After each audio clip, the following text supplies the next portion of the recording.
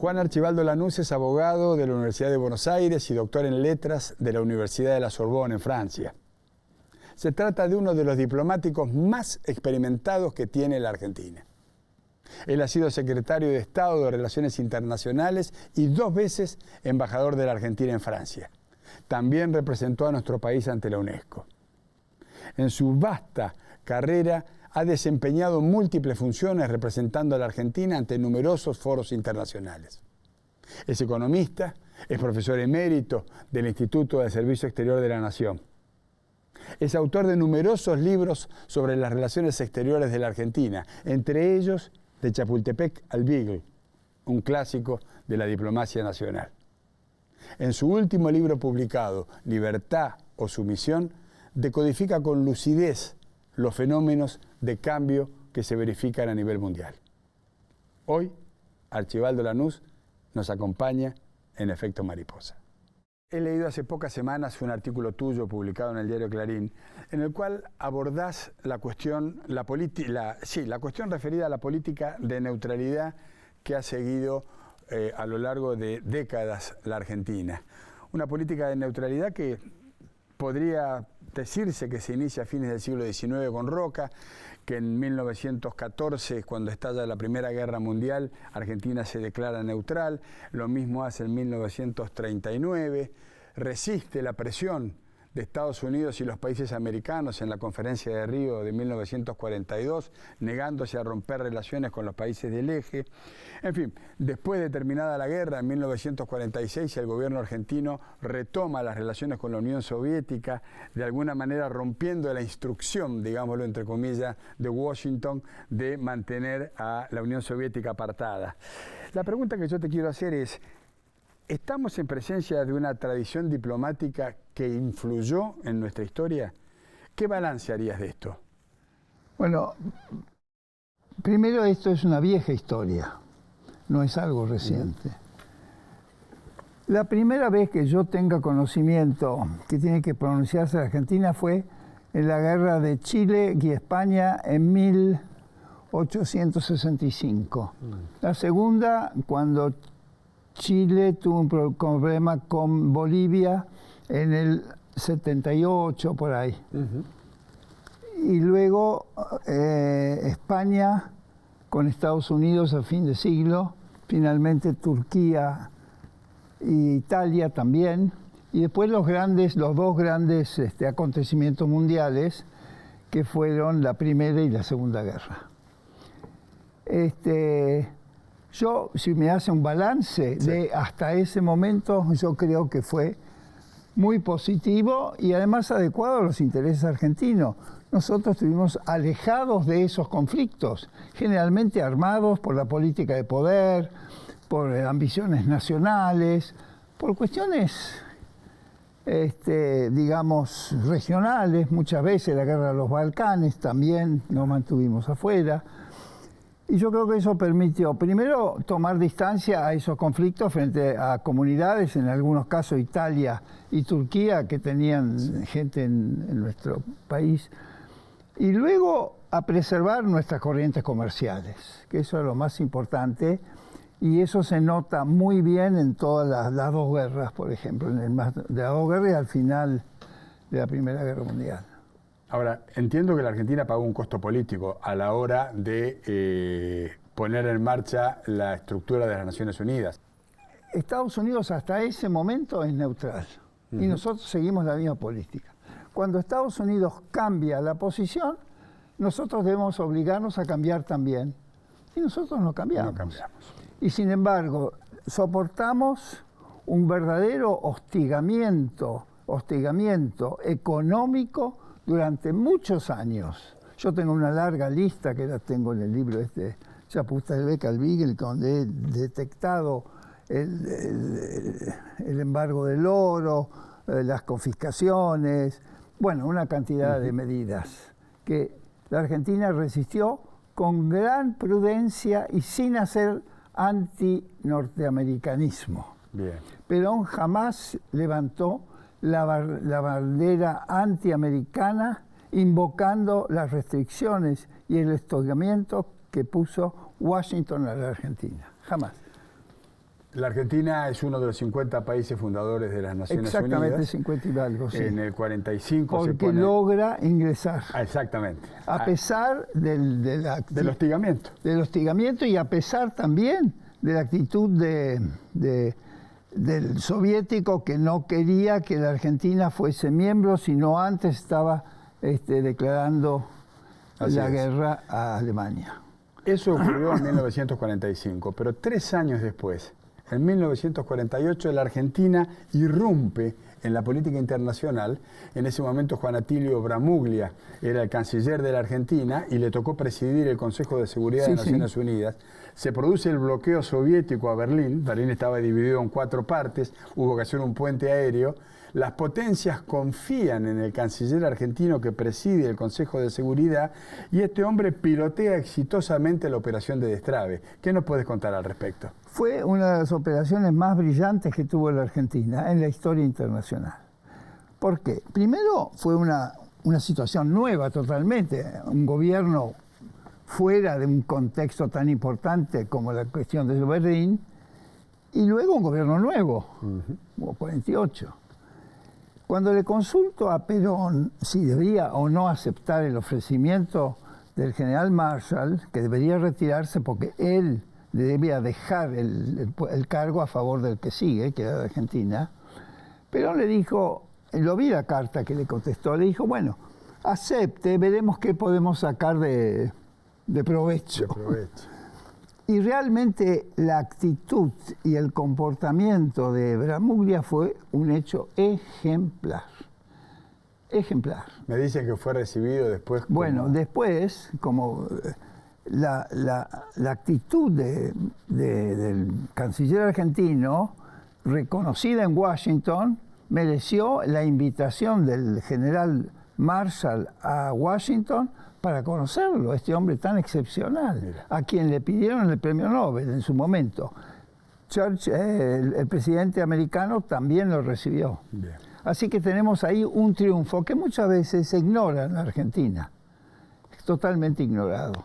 Pero es un triunfo muy importante que logra no Perón, sino la habilidad del señor Bramuglia, canciller argentino. Yo quisiera, Archibaldo, ahora jugar con 2 títulos de 2 muy buenos libros tuyos. Uno es Aquel apogeo, escrito en el año 2001. El otro es La Argentina inconclusa, que publicaste en el año 2009. Bueno. En el primero de estos libros, en Aquel apogeo, vos describís una Argentina opulenta, con un futuro brillante, rica, cuya economía figuraba entre las 10 primeras economías del mundo. Esa era la Argentina del centenario. En cambio, en el otro libro, en La Argentina inconclusa, vos haces un recorrido donde vas mostrando cómo se van apagando las luces del centenario, ¿no? Está muy bien. Me gusta esa expresión. Sí. Y entonces emerge una Argentina que está desarticulada políticamente, una Argentina que tiene un sistema económico débil, cambiante, una Argentina que muestra una declinación en la calidad educativa, una Argentina que aumenta su pobreza. Bueno, Entonces, pero depende de qué momento, ¿no? Bueno, no, por eso, es un proceso y ahora te quiero escuchar. Si yo quisiera parafrasear a Vargas Llosa y quisiera preguntarte, Archibaldo, ¿cuándo se jodió la Argentina? Necesitaríamos un montón de programas como este para poder conversar. Pero sí te quiero preguntar algo. ¿Cuánto tuvo que ver la política exterior que siguió la Argentina con esta transición de aquel apogeo a esta Argentina inconclusa? Correcto. En primer lugar, la Argentina tenía de sí mismo una actitud, una conciencia de que era un país destinado por el bienestar, la libertad y una gran oportunidad para el mundo. Es decir, nosotros creíamos que éramos, como decíamos en algunos poemas, el de Lugones, la tierra que escribió Lugones, o muchos otros, era un lugar de promisión, la Argentina, de haber recibido más habitantes extranjeros en relación a la población, etcétera, etcétera, etcétera. ese gran, digamos, elan que tuvo la Argentina, lo tuvo aún en contra de un sistema internacional que fue negativo para la Argentina. Porque el sistema nacional, digamos, se adapta perfectamente hasta la Primera Guerra Mundial. A partir de ese momento, el quiebre internacional modifica ese mundo favorable, ese mundo benévolo que tenía la Argentina enfrente, que había empezado con el buque frigorífico en la época de Avellaneda, con las exportaciones de carne, etcétera, etcétera. Ese mundo benéfico cambia y, sin embargo, la actitud de la Argentina es suficiente, autónoma, fuerte y libre para realizar una política muy favorable para la Argentina. Y voy a referirme solamente a un hecho para no gastar tiempo. Cuando vino la gran crisis de 1929, hubo varios actores que analizaron las políticas. Un autor que, muy buen libro, de Krugman, analizó todas las políticas, creo que 10 o 20. Y dice, una de las mejores políticas frente a la crisis fue la Argentina. Mientras Estados Unidos tenía 10.000 bancos en quiebra, millones de gente desocupada, creo que 5 millones, la pobreza, la olla popular, etcétera, la Argentina no tuvo ninguna empresa cerrada, siguió su crecimiento y nunca tuvo pobres en ese momento. Muy claro. Y creó juntas y una serie de programas muy inteligentes que permitieron a la Argentina seguir ese rumbo creciente que tenía desde principios del siglo. Ahora, ¿qué pasó después de la guerra? Si nosotros miramos después de la guerra, hay una gran cantidad de gente que dice, bueno, el peronismo rompió todo y todo. No, es todo mentira. Todo. No es verdad. Si uno mira a lo largo, digamos, vamos a poner desde el 45 para no hacer una gran tarea estadística. Desde el 45 a 1975, la Argentina creció en promedio el 2,6% per cápita, terminando, digamos, el final de Perón, para decir un momento malo, primer país de América Latina por Producto Bruto, por cápita, por lo que quiera. Segundo, en 1964, Japón pasa a la Argentina. 1964, la gente se olvida. No la pasa en el año 30, en el 64.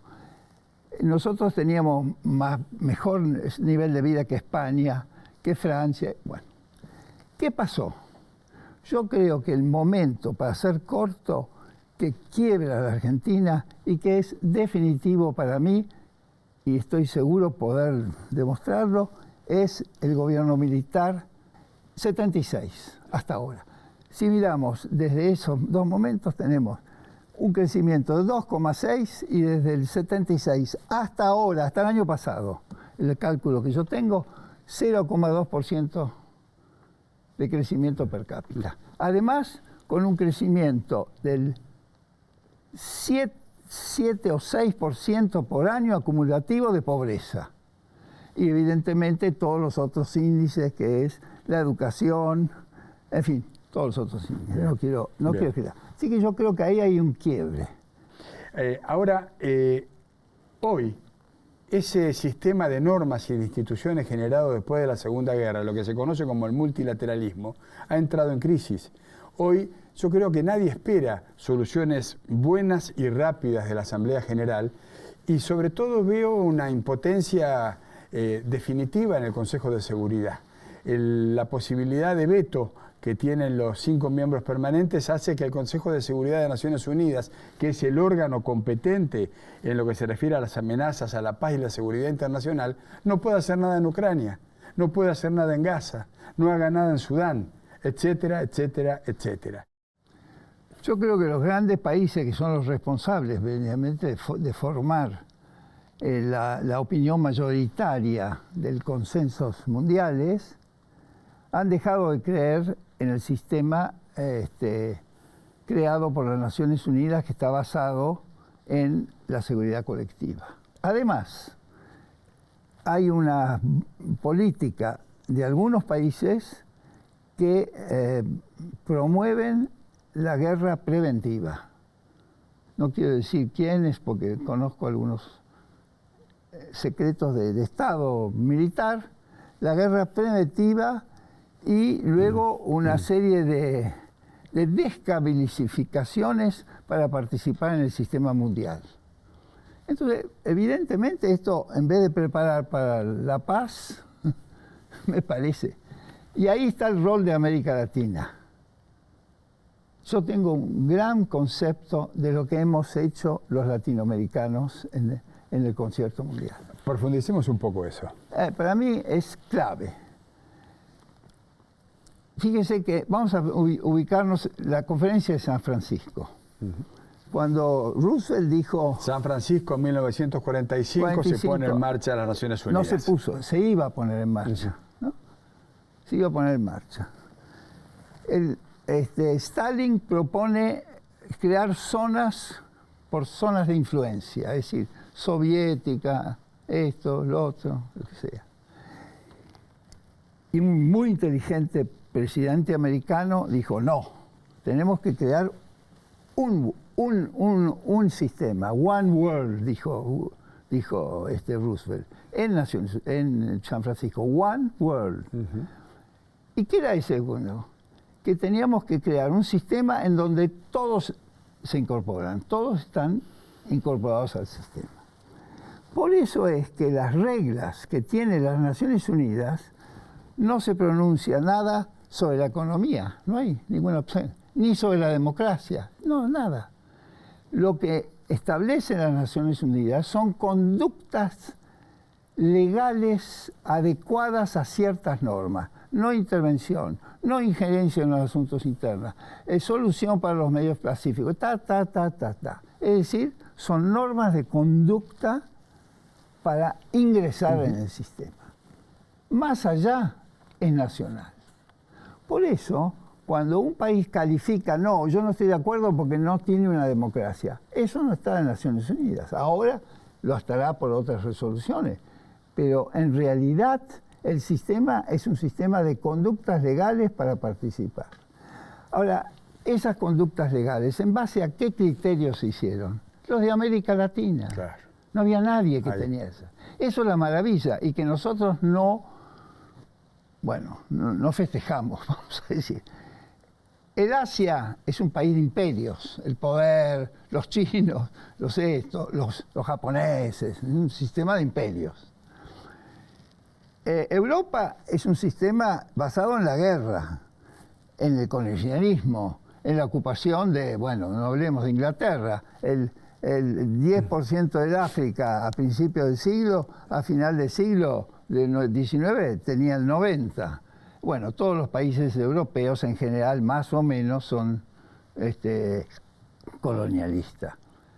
América del Norte, más bien imperialista, aislacionista, más bien imperio, la idea. Y el África no existía. El único zona donde se crea un verdadero sistema internacional con reglas de juego claras y legales es América Latina. La no injerencia del asunto, la solución por los medios pacíficos, etcétera, etcétera. Y finalmente, ese criterio importante para América Latina, que es la victoria no da derechos. Fundamental. Y de ahí se saca lo que hay en Naciones Unidas. ¿De dónde se sacó? ¿De ahí? Bien. No hay nadie más. Europa jamás ha dicho eso. Ha dicho, la victoria da derechos. Da derechos. Nosotros hemos dicho, no señores, vemos si tiene derecho. Esta gran riqueza de América Latina tenemos que rescatarla hoy, me parece a mí. Yo diría que el gran rol del futuro está en manos, si pudiéramos hacerlo, de América Latina. Porque nosotros tenemos una visión de convivencia y de aceptación del pluralismo que no lo tiene ningún país. Excelente. A mí me gustaría pedirte una reflexión final. Perdón. Y esa reflexión final quisiera que esté orientada a ver cómo ves vos el legado del Papa Francisco en lo que se refiere a la diplomacia mundial. Yo creo que el Papa Francisco es el contrarreino de esto que se está montando en el mundo, que es la violencia, la intolerancia y esta visión basada en el poder y en la preeminencia de uno sobre el otro.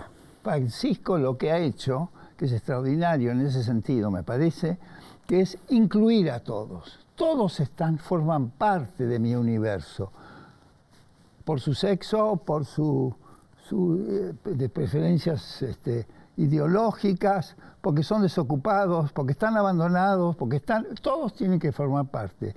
Y el universo que yo debo completar es este universo plural, sin la exaltación del dinero, ni del poder, ni de los medios que halagan ese poder como única justificación y legitimidad de la pertenencia a un mundo actual. Está muy claro, Archibaldo. Bueno, este programa llegó a su fin. Yo tengo que agradecerte infinitamente tu presencia en Efecto Mariposa.